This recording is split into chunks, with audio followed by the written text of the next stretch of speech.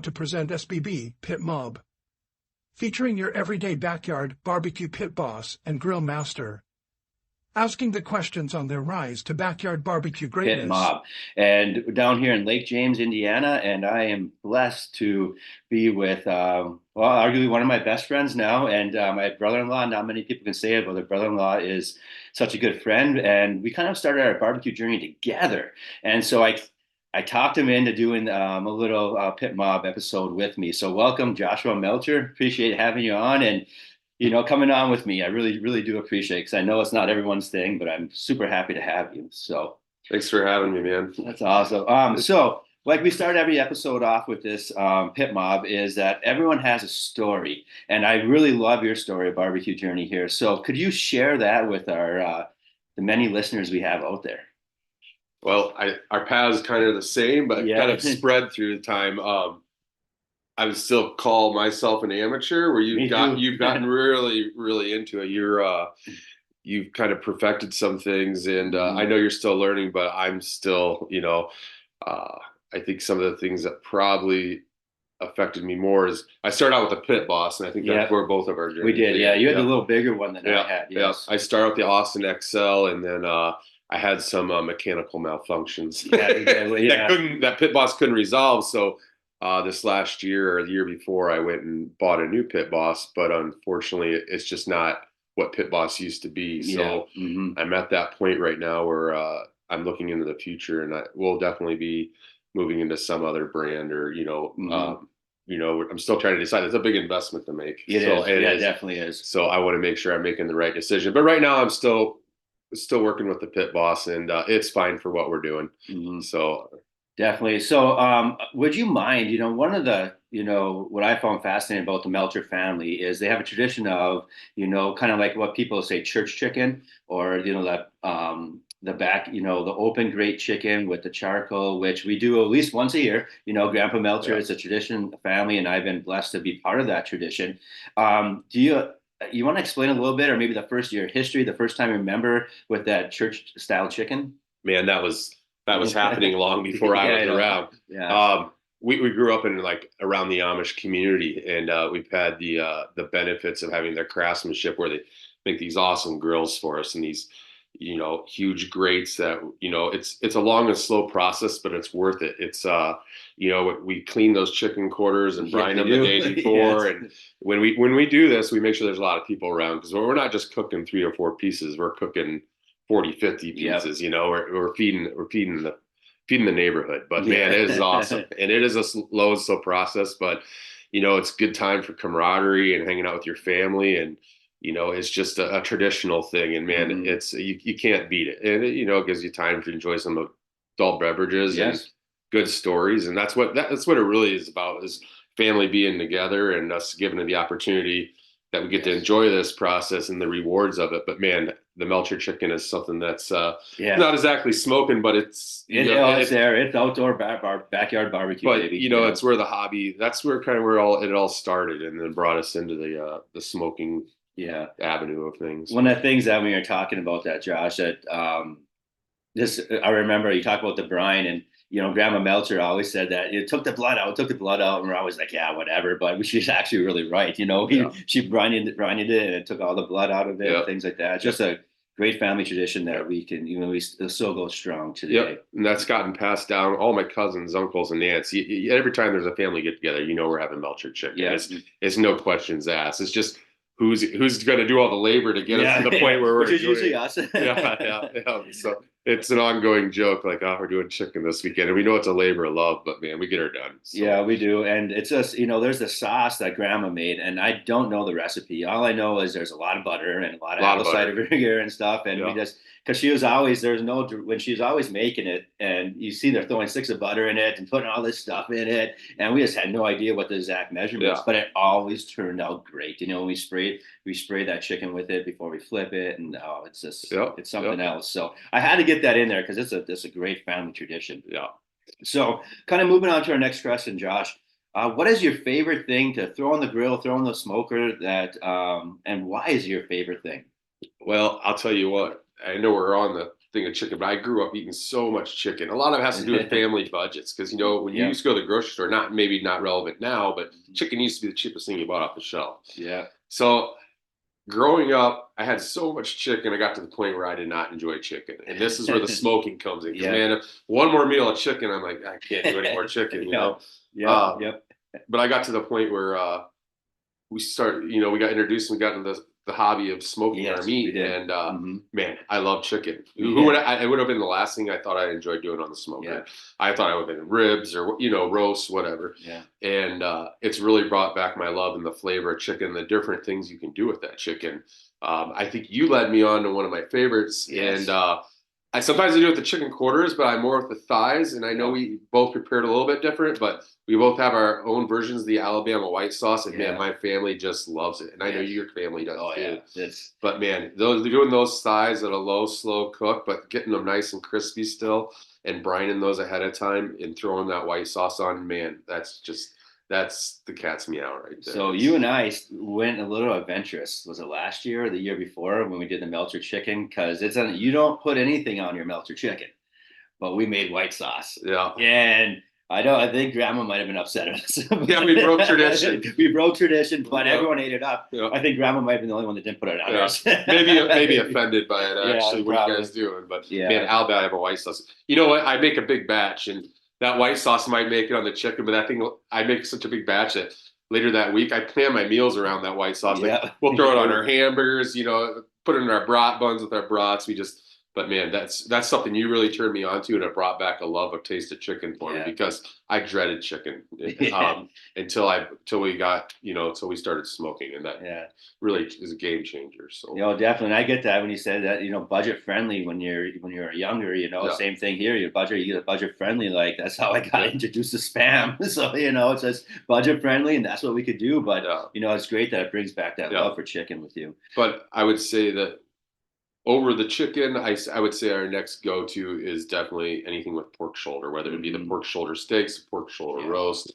That's probably, those are easy ones for me. Set it and forget it, you know, and it comes out perfect every time. So. Like we've talked about in the past episodes, is that set it and forget it. For busy people like us, you're a master plumber, you're a busy dude, you're on call half the time, and just to sit and forget it and just come back and check it and have that thermometer going.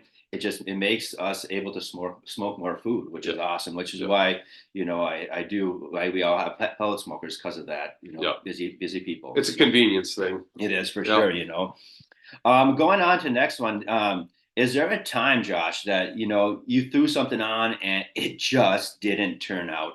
And if you try it again, could you explain like what maybe you did differently to, in case I'm sure it happens to a lot of our listeners where something just doesn't turn out, but you make a few adjustments and it comes out great.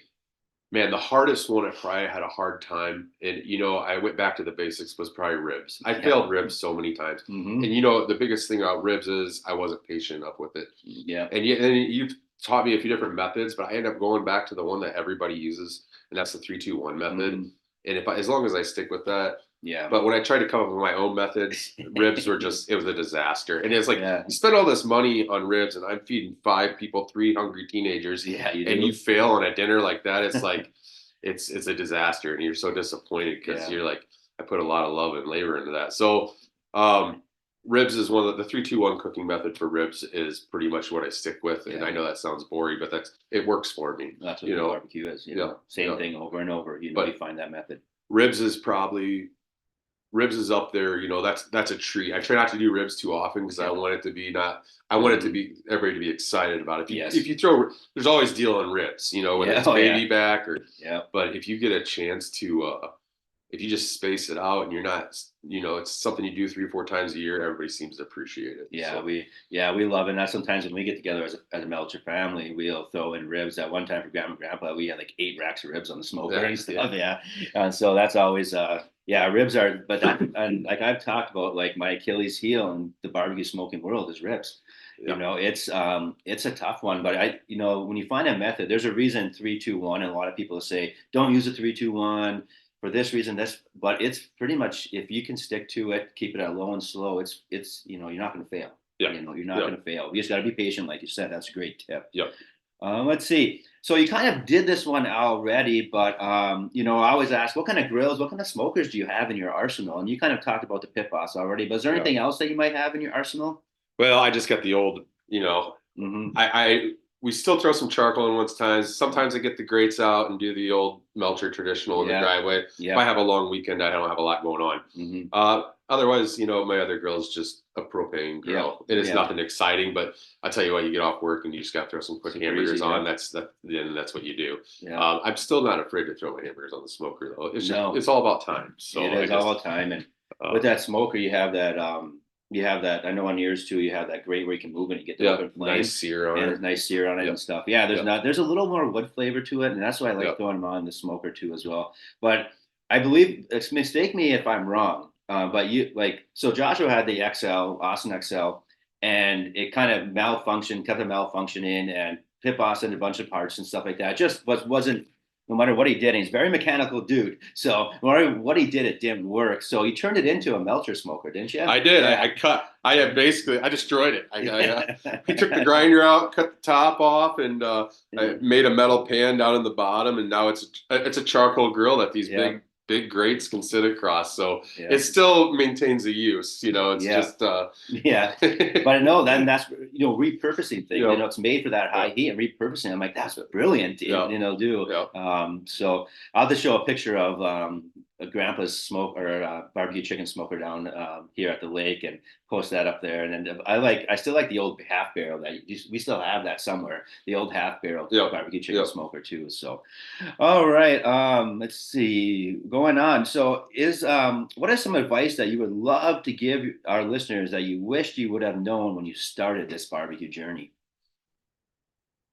Well, I'm not probably one to give advice. You're something though, I know. You taught me a lot. I think the best advice you gave me, which is I started out doing wrong, and is not brining my meat. I mean, that was huge. That was a game changer. Yeah. Um, as far as like advice is temperature settings and stuff, for me, everything gets cooked at 225, 250. That's where I'm at. Yeah.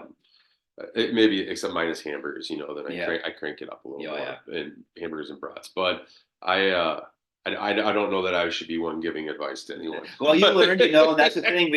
I'm not. I know I do a lot of research on it, so I know a little bit about it. But we all experiment with things, and maybe don't. And that's why, even though we don't think we may have advice, I know you do, because you've learned from mistakes, and changed things, and that's why I always ask that question. If you can get a good seal on that meat and keep all that moisture in there, I mean, that's what's going to make everyone happy. And when the second that meat's dried out, it's just like, I wasted my day. Yeah. That seal, that whether reverse sear, whatever method you use, but sealing those juices in it just and then that low and slow, gosh, can't go wrong with that at all.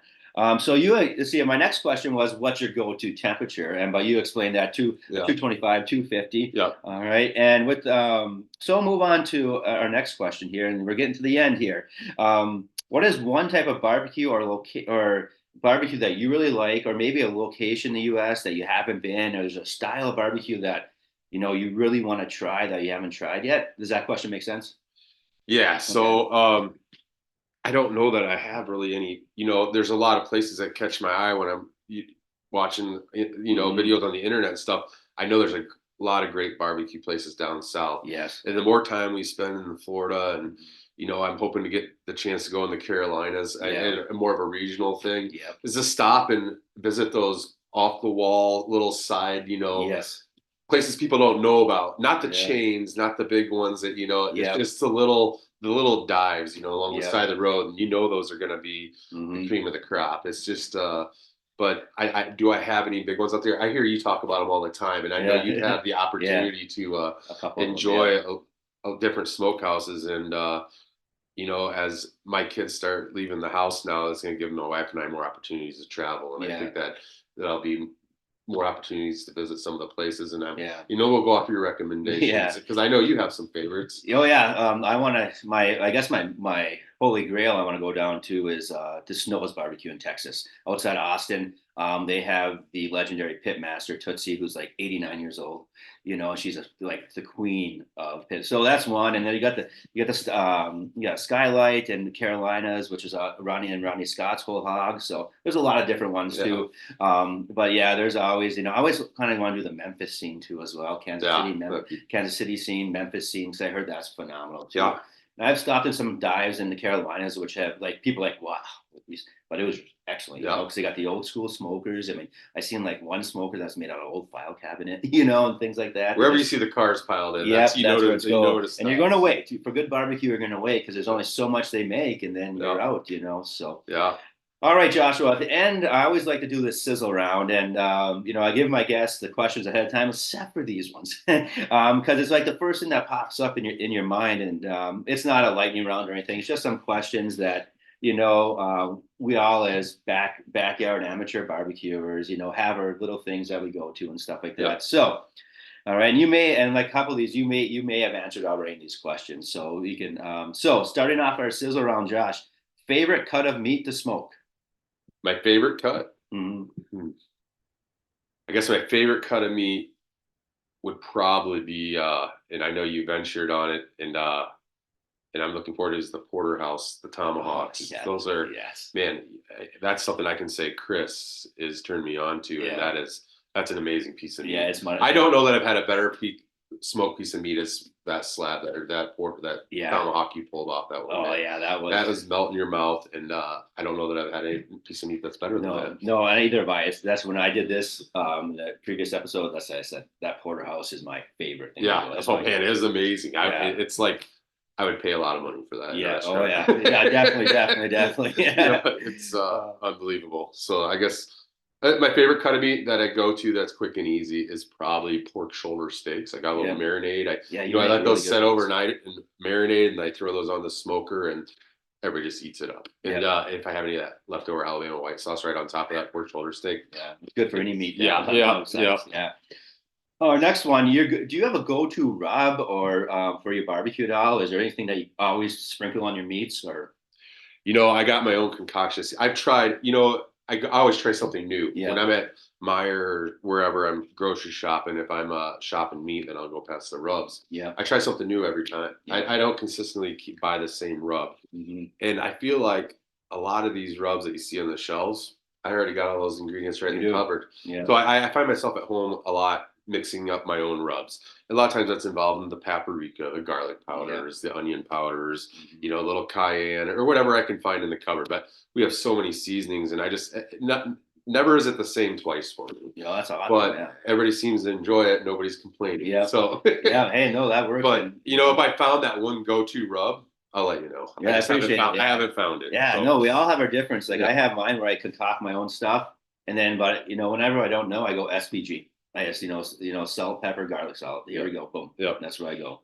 And as far as barbecue sauces, believe it or not, I make more homemade barbecue sauce than I do buy from the store. That's awesome. I make homemade barbecue sauce probably a majority of the time. We still got barbecue sauce in the bottle, but it's just I enjoy the concoctions I can come up with barbecue sauce because it's so creative to create your own barbecue sauce. There's so many just different ways. So it's just awesome. And I that's probably one of my favorite parts of barbecue is making my own sauce. It's something I look forward to. So I have never done that. And I know Jess has tried to get me to go down that adventure. Maybe this summer I'll try. I'm always all in on trying things. I just haven't jumped in barbecue sauce. Maybe it's my own hesitation. I'm not sure. You can't screw it up. Yeah. So, let's see. I get here. My questions here. Here we go. Our next one. What is your preferred fuel to smoke with? So, what kind of like pellets do you like to use for your pellet smoker? We try to keep it mild. I normally go with that applewood or some kind of fruit mix. Mm-hmm. I think we are going to be switching over to probably a charcoal blender, blending with charcoal, the charcoal pellets. Mm-hmm. It's more of a digestive issue for us. Yeah. Some of the smoke really bothers, and it gets to me too, but our family, sometimes it's a little too much, and it bothers us. So I'm thinking if we could just mild that all of it and mix a little bit of charcoal to bring in that heat, but at the same time still get a little of that smoke flavor. Yeah. it's not that we don't like the smoke; it just sometimes doesn't like us. So Yeah, no, I agree. We have that same problem where if it's Yep. too heavy a smoke, it bothers all of Yep. us. So you really, Yep. and I agree. That's why I do fruit woods Yep. all the time, and I Yep. blend a little bit of the charcoal in there Yep. just to get that hint of charcoal taste, but it's not too much Yep. where you get that. No, we have that same problem, and I heard that's a common problem with barbecue foods is that it sometimes doesn't agree with your body. Right. You know, with Yep. too much smoke. Yep. All right.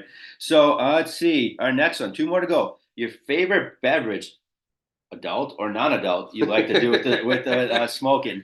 Well, I used to be a whiskey on the rocks, just something to sip. Yep. Probably depends what I got going on the next day, Yeah, but that too. otherwise I just go in and grab a cold Coors out of the fridge. Yeah. But I will say that my parents are really big into their bourbon kick right now and the Yep. bourbon trail. So Yep. Oh, they yes, keep they are. bringing all these good bourbons. So I've Mhm. kind of moved out of the blended whiskeys and the bourbons, but just throw it on the rocks and sit back and enjoy. Sit back and process, That's right? but yeah, that's kind of where I'm at in my days of adult beverages, sitting next to the smoker. So. Yeah.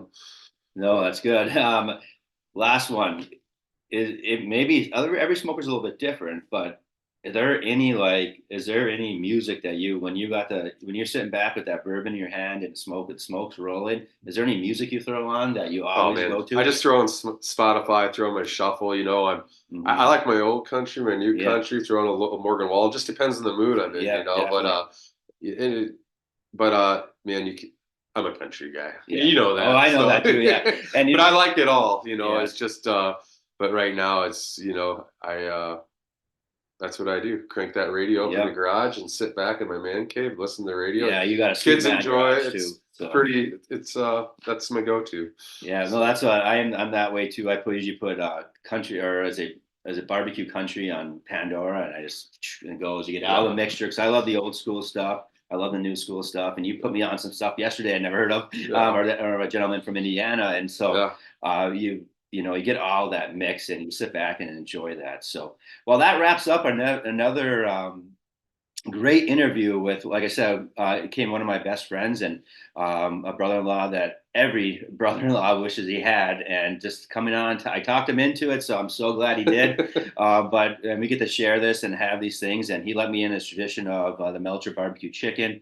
And we always look forward to getting together with each other and our families, and it's a great time. So, Josh, thanks for taking this time out to jump on our podcast. I appreciate it a lot. Thanks for having me. No problem. And like always, my friends, smoke on. There you go, dude.